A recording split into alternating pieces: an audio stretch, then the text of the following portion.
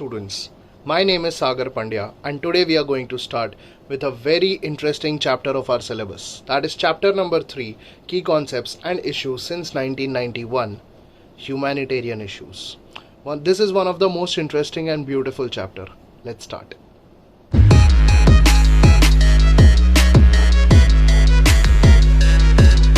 Students, so till last time we started learning about certain important humanitarian issues and certain issues with respect to climate change. In today's lecture, we are going to learn about poverty and development in India. So, Indian national policy has always associated with the political freedom with economic freedom. So, एक side पे political freedom, दूसरे side पे economic freedom, दोनों साथ में मिलना चाहिए. It meant the freedom to follow our own policies without compromise on national sovereignty. Freedom to follow our own policies. Freedom to follow our own policies on the basis of national sovereignty. That is, on the supreme rulingness of our country, there will be certain ideas which will be given by the private individuals or the private entrepreneurs. The Indian vision of the process of development in India had three aspects. First one being modernization of the economy.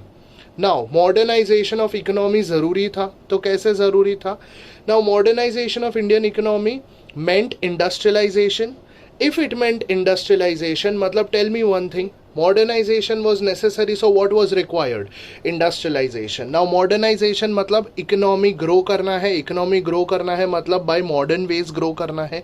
So industrialization would provide employment and increase productivity. The stress was given, that is importance was given to give more importance to industrialization, that is production बढ़ेगा तो self reliance बढ़ेगा. self reliance कैसे बढ़ेगा? मतलब in simple words, production बढ़ेगा तो economy बढ़ेगा and economy की वजह से modernization आएगा because economic growth आ रहा है. The stress was on large scale industrialization and factory production rather than small scale industries. Hence, this would provide employment to the growing labor force. During the Nehru years, the focus was on industrialization and not on agricultural production. Obviously, क्यों? Because now सबसे पहले it all started, हम लोगों ने एक time था जब भी हम लोगों ने पढ़ा था India's foreign policy was made by our first own prime minister Pandit Jawaharlal Nehru. When he made these foreign policy, of course it gave importance to certain factors for economic growth. And when economic growth was given importance for economic development in India, there were different 5-year plans which were made. Actually, now 5-year plans banana start किया. It all started since 1951. So first 5-year plan में importance किसको दिया था? Agriculture को. Second 5-year plan में importance किसको दिया? Industrialization को. But totally अगर हम लोग देखें तो industrialization and agriculture both are necessary for the economic growth in our country. That is one of the main reason जहाँ पे industrialization and agricultural growth दोनों लाना ज़रूरी था. So since 1961 industrialization and agriculture का balanced development आना start हुआ. There came across land reform and irrigation were looked upon as the means of achieving agricultural growth. So this was the first point. कौन सा point out of the three main processes, or rather I would say three main aspects of the process of development of India. सबसे पहला modernization of economy. Second one, modernization हम लोगों ने देखा industrialization and agriculture दोनों को importance दिया. Second one being self-reliance. Now self-reliance मतलब क्या? This was associated. We will be self-sufficient. हम लोग कोई और कंट्री के पास नहीं जाएंगे कि हम लोगों को ये पर्टिकुलर प्रोडक्ट चाहिए. So, self-reliance was associated with India's freedom movement. One of the aspect, freedom movement कैसे? याद आया? स्वदेशी मूवमेंट चालू किया था. So one of the aspect of the self-reliance was import substitution and start producing in our own country. The focus was to develop indigenous industry, and if indigenous मतलब domestic, India made, make in India, create करो. India did take foreign aid from other countries, but the aid was utilized mainly in the public sector industry.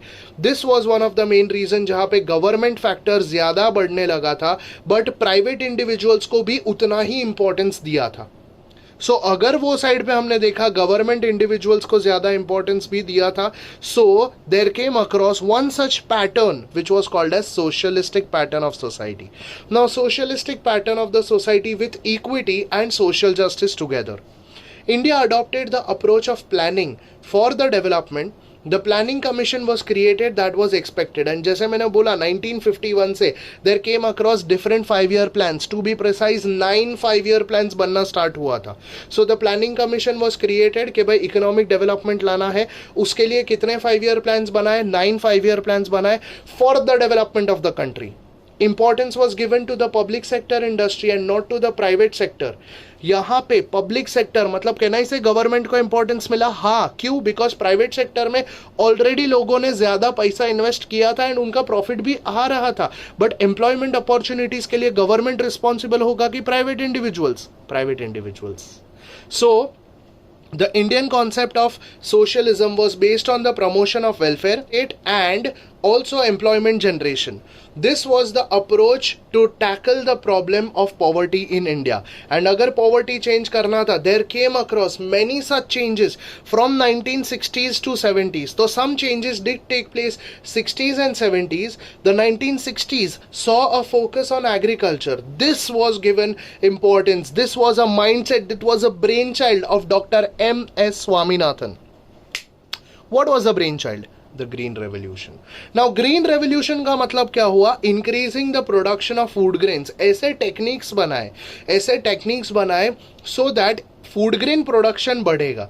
So the 1960s saw a focus on agriculture and this was the period of green revolution in India. India faced an economic crisis in the late 1980s. Indian public sector was not performing well at that time. The various public expenditure programs for social welfare and removal of poverty were becoming wasteful because जो government ने किया था वो importance इतना दिख नहीं रहा था. Rather उसके remedies जो दिए थे वो दिख नहीं रहे थे. The Panchayati Raj amendment मतलब changes to Indian constitution tried to bring in decentralization of decision making, but they were not very successful as well. So India was forced to take a loan from International Monetary Fund to overcome the financial problems which were going on in our country. So, loan liya, no doubt. India has always recognized the link between the economic growth and the quality of life of the people. So it also recognizes the need. देखा है standard of living कैसा है India में. सो उसके basis पे हम लोगों ने देखा कि it also recognises the combine economic growth with the objective social justice.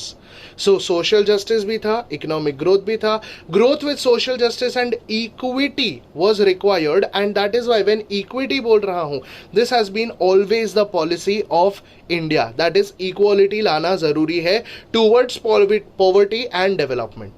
The Indian government initiated several programs that sought to help the poor and promote holistic development amongst the entire country. Holistic matlab covering all the aspects. India's development strategy has also evolved over the years. It has reflected the growing strength of the economy and developments in the world economy.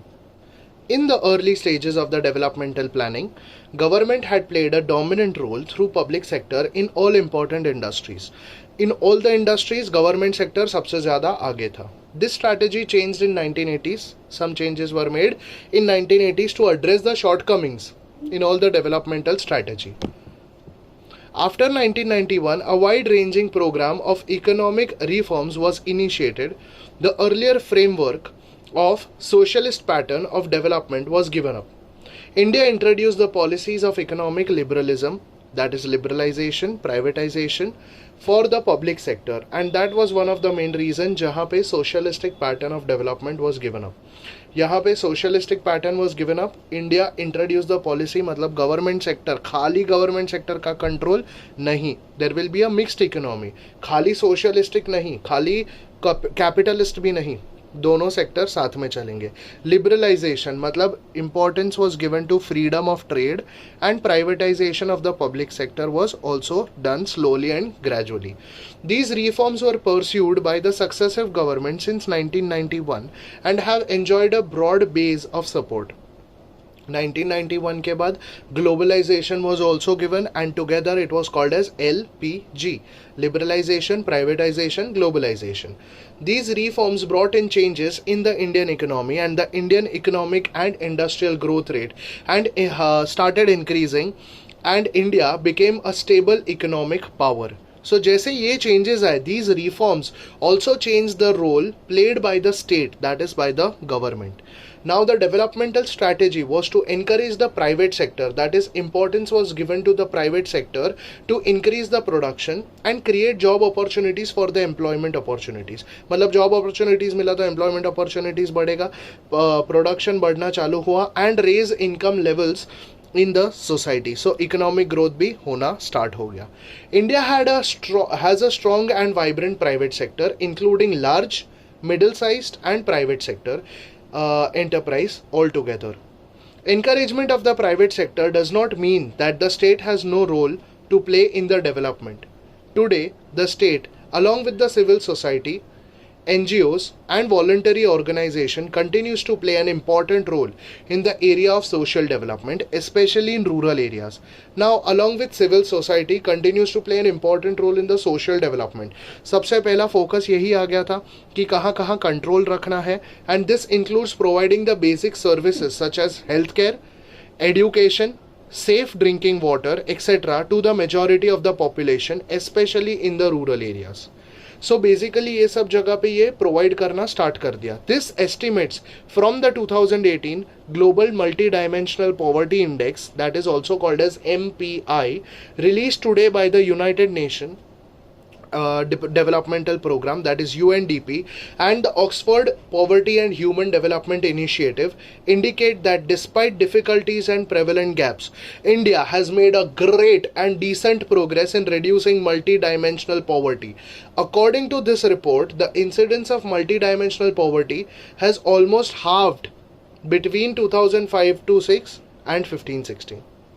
Climbing down the percentage to 27% to 54.7%. However, pockets of poverty are found across India, but multidimensional poverty is particularly acute. So वो continue हो रहा है. Into the next topic, gender issues. Now poverty and women, the first part that we are going to learn. There are interlinkages among various issues and concerns. One of the most important linkage is between poverty, underdevelopment and women. Goes together. जो इतने सालों से Indians ने judge किया है. Majority of women in different parts of the world are poor owing to cultural norms and values. Gendered division of assets and property and unequal power equations between men and women. Women and girls bear an unequal burden of unpaid domestic responsibility and overrepresented in informal jobs. So, the world witnessed rise of feminist movements in the early 19th century. Since then, social, political and economic rights of women were constantly asserted. They broadly talked about gender equality, equal rights, social equality, political equality, gender justice, everything. Later on in 1970s, women empowerment came to be accepted as an important concept, and philosophy came across. In the global politics, gender issues started gaining importance since the 1980s. This led to the development of a gender perspective to look at world politics. It includes gender analysis, which means analysis of masculine and feminine identities, males and females, is considered as important. Gender approach is based on the assumption that men and women understand the world in a different manner. Gender approach is based on assumption that men and women understand the world in a different manner. It believes that this understanding is a product of social and historical experiences जो इतने साल से आ रहा है. Gender approach hence recognizes the contribution of women which was previously neglected. Now importance बढ़ने लगेगा. Invisible contributions of various sections of women such as domestic workers, migrant laborers, wives of diplomats, etc. are taken into consideration. Along with this, it started paying attention to the problems faced by women across the world. Gender inequality is pervasive, that is everywhere. With women lacking access decent employment, and facing gender wage gaps. All around the world, women and girls are routinely denied access to education and healthcare. They are under-respected in economic and political decision making also. So, they suffer from violence and discrimination. The United Nations Decade for Women began in the year 1976. The aim of this program was the promotion of equal rights and opportunities for women across the globe. The program also tried to link women's issue with developmental issues. They also focused on many inequalities that women face in education, health, care, workplaces, land holding, and human rights. So all this way, we understood कि अगर इतना सारा problems आ रहा है, so what is the status of women in India? Let us learn. The principle of gender equality is enshrined in the Indian Constitution in its preamble itself. Fundamental rights also, fundamental duties and directive principles also talk about the same thing, that is, the principle of gender equality. The Constitution not only grants equality as a fundamental right to women but also empowers the state to adopt measures of positive discrimination in favor of women. So, discrimination in favor of women start करो तो in short giving importance to women, because today equality होना चाहिए. It is not के खाली एक ही side पे होना चाहिए, only females should be given importance, also males should be given importance, but ऐसा नहीं है, equality होना चाहिए. Some of the important gender related issues in the Indian context are as follows. First one, economic equality. Now the major problem that India faces is a high level of male-female wage gap. Similarly, the participation of women in the labor market is also as low as 28.2% compared to men, that is 78%. Trafficking and exploitation. So can I say economic inequality pehle tha? Yes, of course tha. Economic inequality on the basis of gender. Second, trafficking and exploitation. A 2013 United Nations Office on Drug and Crime report highlighted importance for women in India were trafficked for forced marriage. Now they were trafficked for forced marriage मतलब एक country से, India से लेके दूसरे country में लेके जाते थे for marriage and forcefully marriage कराते थे, and that was pathetic. They are often exploited, denied basic rights, duplicated as maids, and eventually abandoned. Literacy rate. The literacy rate of women in India is low as compared to men. As per the census report 2011, the male literacy ratio or the male literacy rate was 82.14%, whereas the female literacy rate 65.46. Political representation, next part. The low percentage of women in parliament and state assemblies has been one of the main problems since independence part. So, in India, within the framework of democratic politics or polity, way developmental politics came across, way for developmental political plans came across, and programs have aimed at women's advancement in different spheres. The Central Social Welfare Board, CSWB, was established in 1953 to carry out welfare activities for general welfare of family, women as well as children together. Now, the initial approach to women's issue in India can be described as a welfare approach. The focus was on community development through Mahila Mandals, protection of women against injurious work, provide maternity and child care benefits, etc. So in short, importance was given all round. In the 1960s, the emphasis was on education as a welfare strategy, health programs concentrated on maternity and child services, जहाँ पे females को importance दिया जाता था through health programs, and also during the pregnant females or during the pregnancy maternity leaves दी जाती थी from their offices, and also concentrated on their well-being. Health education and nutrition and family planning together was also included in this. In the 1970s, the approach towards women's issue shifted from welfare to development. So welfare तो हो गया, अभी क्या? Next क्या? Development. The 1970s was the United Nations Decade for Women. The report of the Committee of the Status of Women in India titled Towards Equality. talked of rights and status of women in the context of changing social and economic conditions in India. The 1980s saw a further change in the approach towards women in India. Now the focus was on health, education and employment. So the 1990s saw a shift from the development now to empowerment. So welfare to development, now to empowerment. Mulgi shikli, pragati zali. The government wanted to ensure that the benefits of development do not bypass women, and therefore their participation in planning and implementation was necessary. And this was one of the main reasons जहाँ पे importance दिया था in parliament also. So इसके लिए national commission, कौन सा commission? National commission for women was set up by an act of parliament in 1990 to safeguard the rights and legal entitlements of women. And that is why, according to the 73rd and 74th Amendment Act 1993 to the Constitution of India, have provided reservation of seats. 33% of seats should be reserved for women in panchayat and municipalities for women, laying a strong foundation for their participation in decision making at the local levels. 33% reservation दिया था according to the 73rd and 74th Amendment Act, but कुछ states थे, to be precise 7 to 8 states थे, one of it is Maharashtra, जहाँ पे 50% of seats are reserved for women. The social cultural landscape for women came across. It is a complex mixture of the old and the new. Industrialization, globalization, urbanization and modernization have led to major changes in the lifestyle of women.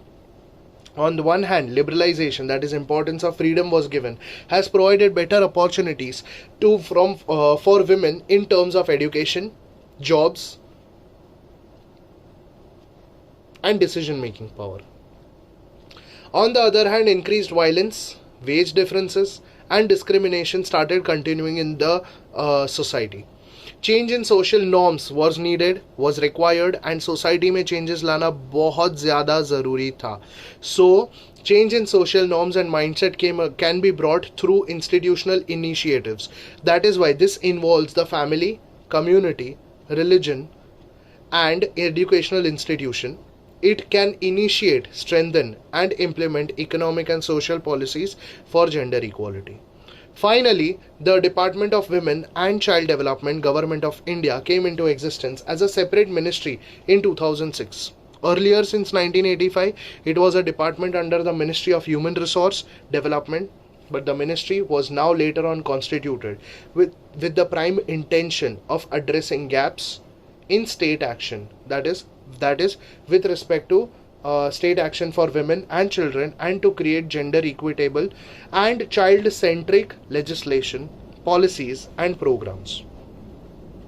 The ministry aims at achieving empowerment of women living with dignity and contributing as equal partners in the development in an environment free from violence and discrimination. So, agar violence nahi chahiye, discrimination nahi chahiye, hence the ministry has prepared the national policy for the empowerment of women, and the draft of the national policy for women came across. Draft jaise hi aaya, that seeks to articulate, that is give importance to the vision for empowerment of women. Various important legislations are passed, that is there are different rules which have been made. These included the Protection of Women from Domestic Violence Act 2005, Sexual Harassment of Women at the Workplace Prohibition, Prevention and Redressal Act 2013, Muslim Women Protection of Right on Marriage Act 2019. So basically in this chapter we focused on 3 humanitarian issues that we have come across, that is important since 1990s. These issues are global in nature because they deal with situations that can arise anywhere in the world. So we also saw the role played by the Indian states to tackle the problems in these issues areas. In the next chapter we are going to study about the role of the state government in the matters of ensuring peace, stability and development in the country. That's it from my side, dear students. Do like, share, comment and subscribe to the channel. Share with your friends. Support karo. Bye bye.